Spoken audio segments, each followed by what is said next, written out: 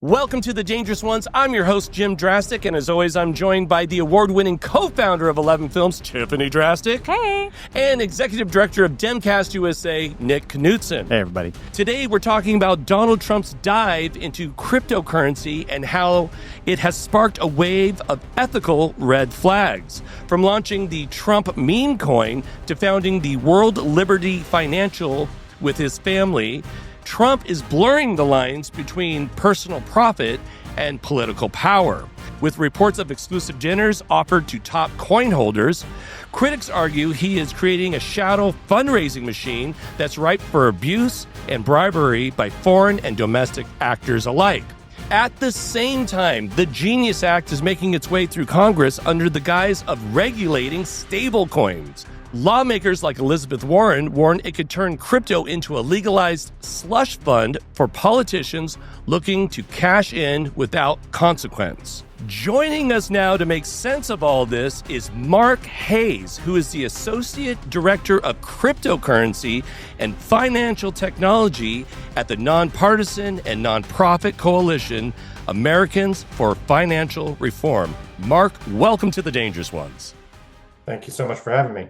You bet. First off, Mark, can you tell us a little bit about what you do and what the Americans for Financial Reform does?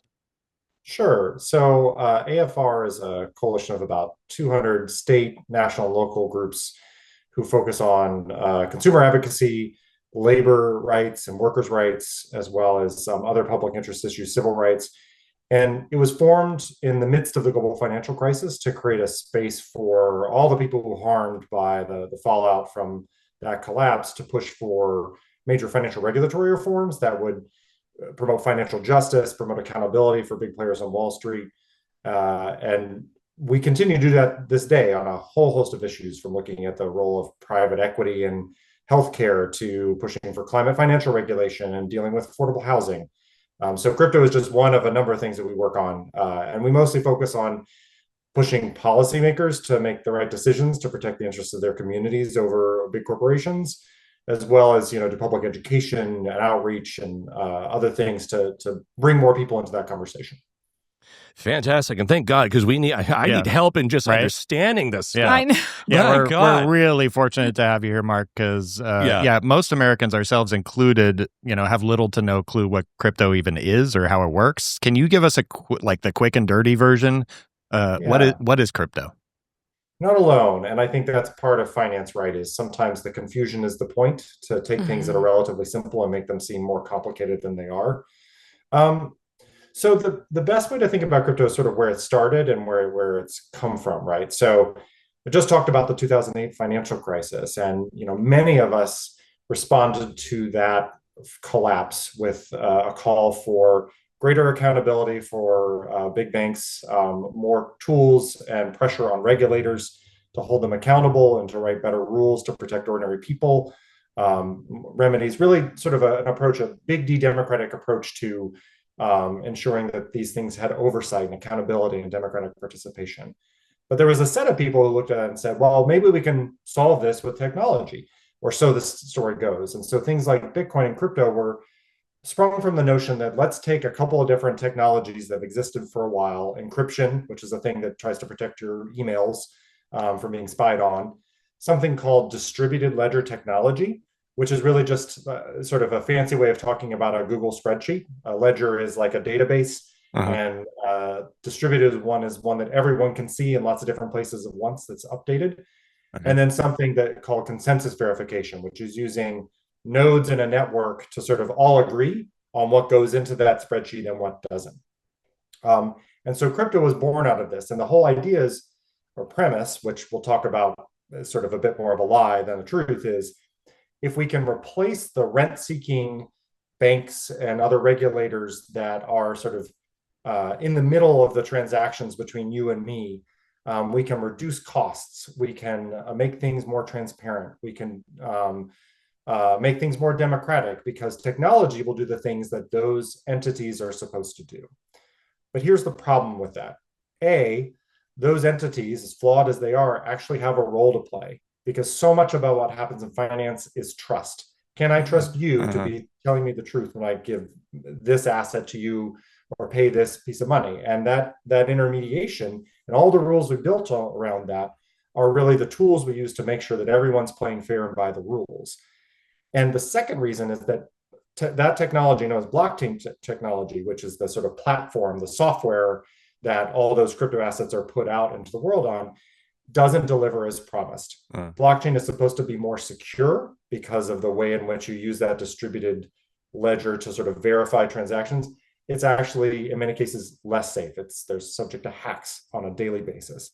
It's supposed to be faster, but it turns out it's a really clunky technology that only does a few things well. And uses tremendous amount of energy to actually run those transactions through this complicated verification process, which generates creates more energy use to run all those computers to do that. And it's supposed to be cheaper and more democratic, but it's actually not. It turns out that to run a crypto system, you need the same old intermediaries, the brokers, the bankers. They just have different names. And so what they've created is a financial system that brings some of the worst things from our old system, and it's still really bad in many cases, but introduces a host of new ones. And so what it is good for, though, is speculation, predatory financial inclusion, and a host of other actions that are not only harming people in terms of scamming them or ripping them off, but are destabilizing financial markets.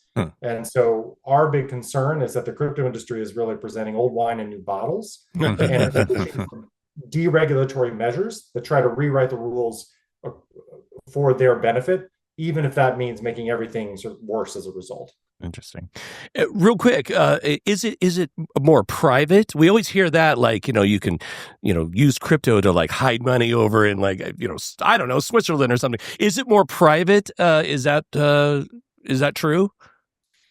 In some cases, there's the sort of what I call the illusion of privacy, right? So with crypto transactions, you will often have what's called a wallet. And that wallet is really a string of numbers that's a sort of an address on the blockchain. That wallet contains your keys, right? Encryption works on a public key and a private key system where the private key is unique and the public key is what everyone else has, but only you have the private key and they lock like that. And so you see transactions on the blockchain, and you see wallets, but you don't see people. Okay. And so at that first layer, there is a certain relative degree of what we call pseudonymity, where the people behind the transactions can't be tracked at first glance. But here's the thing. It's actually relatively easy to find out that sort of information. The police and law enforcement do it all the time. Second, that pseudonymity, it may enable certain degrees of privacy in some instances, but it comes at a very high cost because guess who also likes that privacy? Human traffickers, North Korean, bad dudes, the bad guys. And there are lots of ways that you can further hide crypto transactions through things called mixers or privacy coins.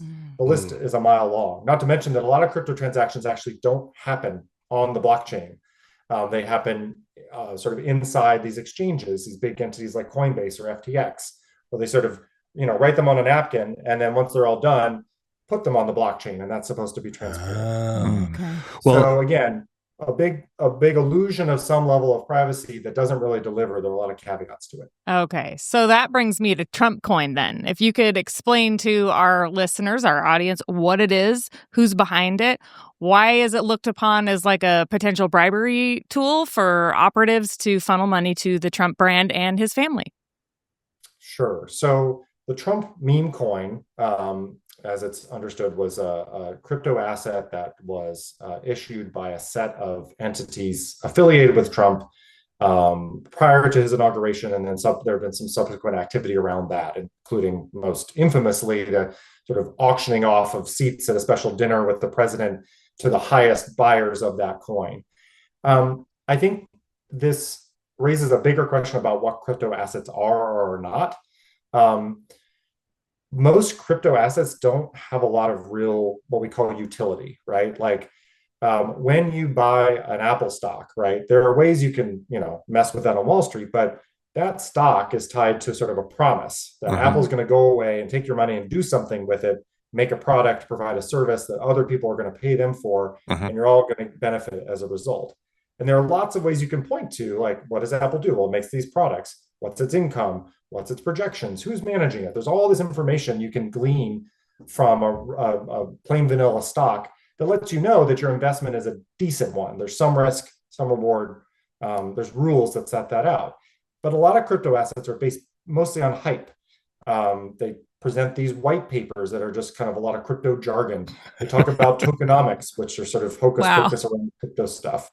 And so meme coins are the sort of like antithesis of that, right? Meme coins are literally a token issued on almost nothing more than an idea or an image. People have compared them to like trading cards. And so the Trump meme coin was presented as, hey, buy this if you are psyched about the Trump agenda or want to be part of Team Trump. Exactly. Okay. But here's the thing, even if you're offering something that's worth nothing but what other people will buy for it, it's still in some form an investment because people are buying it. Let's put it this way. I don't buy a Beanie Baby unless I want one for my kid, right? I buy it because people think it's valuable and it will increase in value. Right. So it's some form of investment. And so what Trump has done is sort of like beat the crypto bros at their own game. He's taken this speculative asset, put it out there. He has made a lot of money from it and his entities because they make money on the fees and they make money on their Trumpcoin holdings, right? A lot of crypto assets, it's the insiders that benefit. They issue an asset and say, hey, everybody go buy this thing. The number's going to go up and you're all going to benefit. But at a certain point in time, they kind of know when that number is going to peak. And so they sell. It's often called a rug pull. And so Trump has really done a rug pull. There are studies that have shown that, like, I think somewhere upwards of 700,000 people who've bought that coin have lost money, but he has made millions from it. Jeez. So the reason it's a source of grift, to get to your question, is it's a lightly regulated way to simply part people from their money to gamble, but the house always wins. In this case, the house is Trump. And in terms of influence, because of that pseudonymity of the blockchain, it can be very difficult to figure out who's actually buying those coins, right? If you went to Trump Hotel, like, there's a ledger, people know that you went there, and that's like an avenue for influence. But coins can be created overnight, wallets can be destroyed in a heartbeat. It just offers limitless opportunity for grift and influence peddling. So in essence, couldn't, like, I don't know, Qatar buy $50 million worth of Trump coin? We don't know that it happened, but he knows it happened. He it's almost like, is it possible for them to do that? And he kind of reaps the rewards of that money. It's bribery. It can be like secret bribery. That's exactly right. Though I think I'd add to that, like, right now, the sort of the quid pro quo seems to be out in the open. Not so secret. Yeah, there was another big crypto deal with Trump's new stablecoin, which I'll talk about in a minute, where basically the World Liberty Financial, a Trump-affiliated crypto platform, issued a stablecoin, which is basically a crypto asset that's backed by a bucket of other assets. Most crypto is volatile, right? Because if people will only pay you what they think you'll pay you for, the price goes up and down all the time. Right. But if you have a bucket of reserves, maybe it'll stay stable, maybe not. So Trump, World Liberty Financial announced a deal where their new stablecoin was going to be the token used to make a massive investment in crypto platform Binance by the United Arab Emirates investment arm, a private company affiliated with a royalty there. It's involved in like weird cybersecurity and surveillance stuff. And so overnight, he makes fees on that stablecoin because when they give him $2 billion, he gets to pocket that money and they get the tokens and they invest in Binance, a platform that was basically fined $4 billion for money laundering in 2023. So that's completely out in the open. $2 billion versus a $400 million Qatari jet, both are problematic, but one is a lot bigger than the other. Right. My goodness. You wrote this really great article. Sorry. No, do it. You wrote this really great article in Rolling Stone about stablecoin and how it's literally like propping up the casino of crypto. Sorry. What does that mean for regular Americans who don't even invest in crypto at all? How much of a reality is it that it might affect, their money in their regular bank? Do they need to start hiding it in the mattress in the backyard? What do Americans do? I won't go that far, but I think The crypto industry's influence over both Congress and the Trump administration is sort of paving the way for new regulatory policies that really mirror what we saw in the lead up to the global financial crisis, and stablecoins are a big part of that. So stablecoins, right? Like if you're trying to crypto gamble, it doesn't make a lot of sense to use certain crypto assets on those platforms, because if the price goes up and down, your winnings or losses are gonna be wiped out by that fluctuation. So a stablecoin is really useful. It's like a poker chip in the casino. Like you take $100 mark dollars or $100 and buy 100 mark coins, and those coins you use on that platform, and then you cash out. And when you cash out, the person who issued them says, "Okay, we gave you a promise. We'll redeem you," right? It just so happens that that's what banks do. That is one of the primary purposes of banks. But the legislation that the crypto industry is trying to get passed is essentially a bank-like version. What the crypto industry wants stablecoins to be is a new form of payment, the kind of thing you'd use like a credit card to buy your loaf of bread. Because you can make billions issuing stablecoins on crypto platforms, but you can make trillions if everyone uses your de facto private currency at the checkout counter instead. And so that is one of the sort of holy grails of the industry. And this new bill called the Genius Act, it's being moved through the Senate right now, and unfortunately has bipartisan support. We'll get to that in a minute. Basically tries to create some regulatory guardrails for these assets. But one of the big things with financial regulation is if you take an asset that's not so safe and pretend that it's safe, but don't actually back that up, it actually amplifies risks. That's the kind of thing we saw in the global financial crisis, where a lot of investors had these pools of liquid assets, or known as money market funds, that everyone treated like they were cash, except they weren't cash. They paid interest and weren't backed up by like deposit insurance or a bank. And when all of those platforms started collapsing because of the mortgage-backed security stuff, people ran to take their money out of those pools and put them into real cash. But that meant that there was no money left over for anyone else to trade. So as stocks went down, people couldn't sell them off to stop the bleeding. And so what this bill, what we're worried this bill, the Genius Act, would do is create the same state of affairs. A bunch of people using these new tokens at the checkout counters, thinking they're safe like bank deposits, are backed by the US government. But in fact, they're backed by just a bucket of assets that the crypto industry may or may not manage well, may or may not be able to handle if things go south. So we're really concerned about that. And I think that's an example of some of the deregulatory stuff we see going on in Congress right now with crypto. So it's the Stable Genius Act. That's very clever. So what is the status of this bill? It's my understanding is it that it's in the Senate? Who's supporting it? Is it going to pass? And what should Americans know about this? Sure. So there are two bills. One's called Stable, one called Genius. The fight is really in the Senate, right? Because that is a place where Democrats have leverage to push for changes that could either mitigate or do away with some of the huge risks inherent in this bill. Those risks include basically the fact that if Trump has issued his own stablecoin, you're going to be endorsing legislation that enables him to continue to profit from this space while in public office. What kind of bill could be passed that Trump would sign that would ensure the regulators are actually holding his entities accountable? That's really the questions Dems should be asking. So the bill has already gone through one big procedural vote.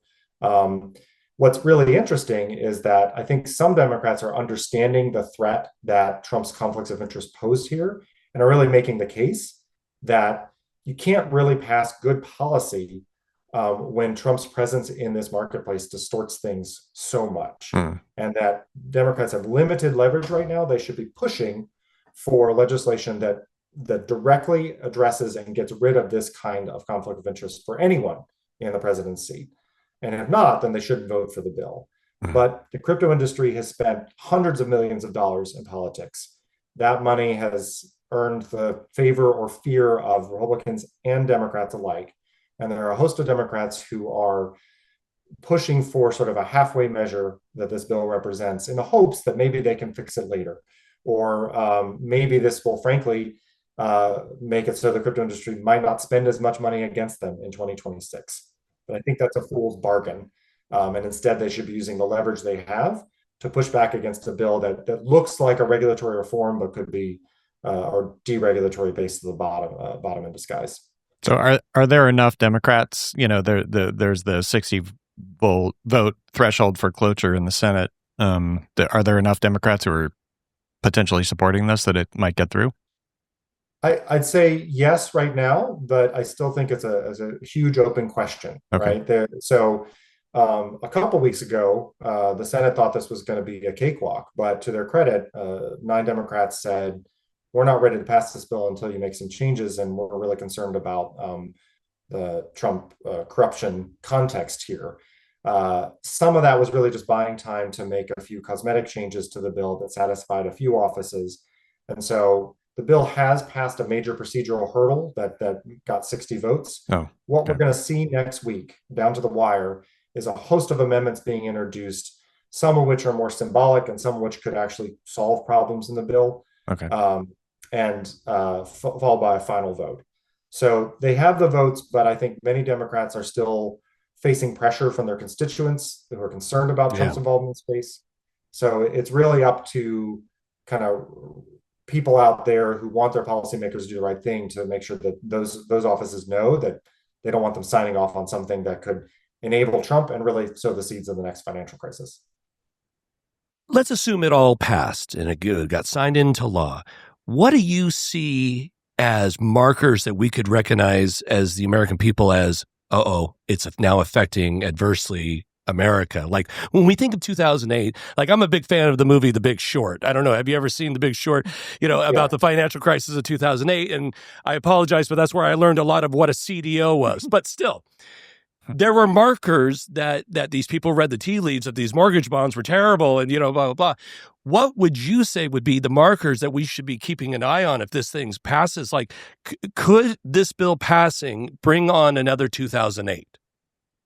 It's certainly possible. And I can walk you through a little bit of some of the scenarios. I think one thing we haven't even touched on with this bill is that right now, there is what we call a firewall between banking and commerce. It's not as strong as it used to be, but over the course of the last 100 years, we've learned the hard way that when you allow big non-financial firms like an Amazon or a Walmart to get involved in the business of banking, it can hurt consumers on both sides of that line because it creates huge concentration risks. Think of the Gilded Age where, people worked for the company, got company script, and then had to buy things from the company store. You can imagine how well that turned out for folks. Yeah. Right? So this bill basically does not have a sufficient firewall to prevent that sort of thing from happening. So one of the markers you might see is a Facebook or an Amazon issuing a stablecoin and using that to sort of gain even more monopoly power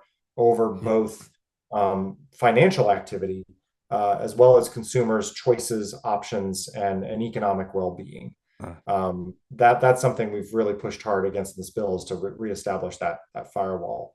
I think another thing you could see down the line is lots of people putting their money in stablecoin accounts, like they kind of do with Venmo or PayPal accounts, which, by the way, are insured, so they're not as safe as you think they are.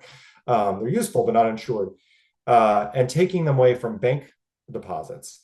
Now, lots of problems with banks, but at their core, right, banks often provide credit for local communities, right, to get a loan to, get a tractor for your farm or to open a new business. That's still an important service. But one concern is that these stablecoins, stablecoin issuers aren't supposed to be lending out on the back of those reserves. They don't have deposit insurance to keep everyone safe. Right. So instead, they just have to hold on to those reserves.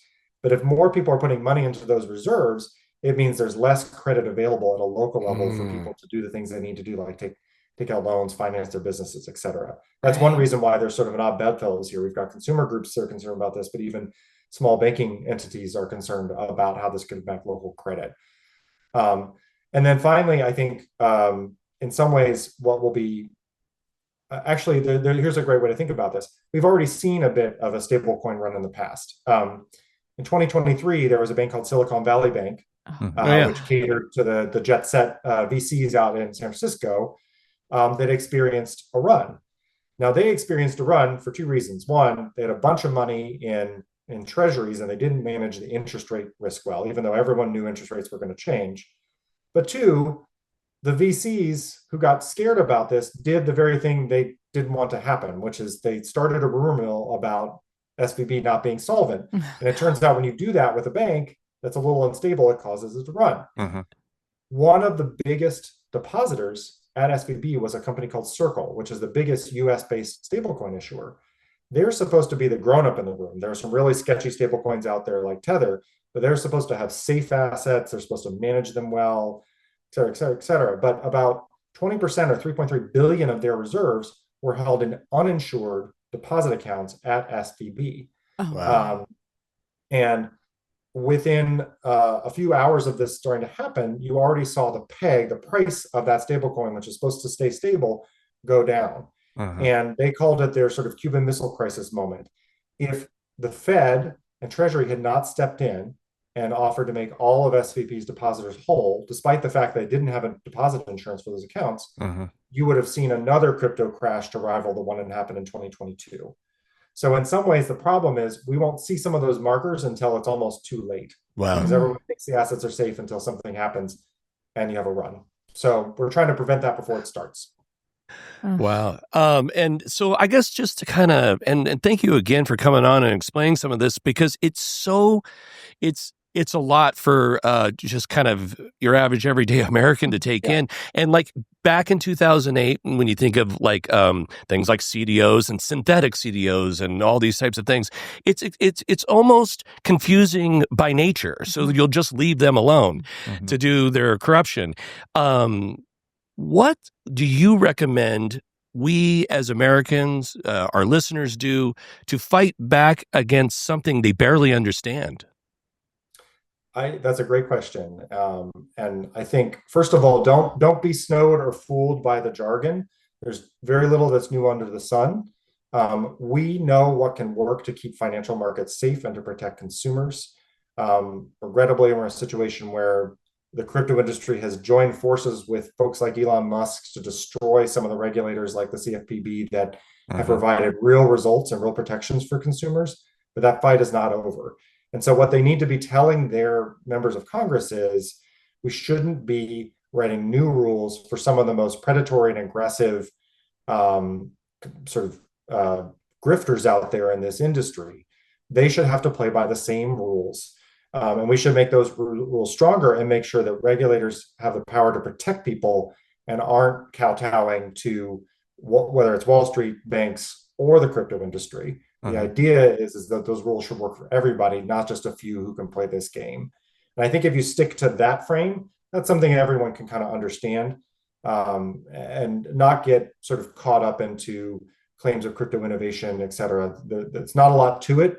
What's important is that we have robust rules, robust oversight and accountability for the whole financial system. And that's what we're trying to make sure members of Congress understand in this fight. I also really quick, I just before we stop is I get nervous when I see things like how easy it is now in these meme coins and stuff, and it looks exciting to younger people, right? And they think, oh, this is a way to invest. In fact, we have children ourselves, like, and I'm wondering, like, I mean, I can just see people just getting wiped out. What is your advice to younger folks out there, 18 and older that are listening to this and go like, yeah, but I support Trump and he'd never let me down. Stablecoins are rad. Even though they don't even know what they're talking about. Right. You know what I mean? Right. What would you say to young folks out there who are like, this sounds exciting. I want to make some money in this. I think first acknowledge that, people are coming to this with real concerns, right? Like there are a lot of people who've lacked access to financial services. People struggling to clear, paychecks, people struggling to get a loan, people who just want to put a little bit of money away. So I think putting people down because they want to find a way out of that is not the right way to go. I think the second thing is just simply to say, look, I totally understand this, but it's not enough to just do your homework, or I think do your research is the phrase online. You really have to ask yourself, it seems too good to be true. It probably is too good to be true. And to just ask really fundamental questions like, I'm not an investment advisor, but you can at least say, well, who's offering this? What's the underlying thing? What happens if something goes wrong? by getting people to ask simple questions, but important questions about the nature of their investment and their investment strategy, that's a way to get people out of sort of the hype bubble and to really be thinking about what are they trying to achieve. So I wish I had better advice, but I think that's the place to start. That's good advice. Yeah, it's great advice, and there's no perfect answer. I mean, shoot.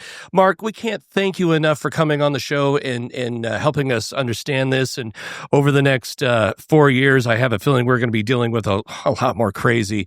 And we just, we sure hope you'll come back on and help our listeners understand.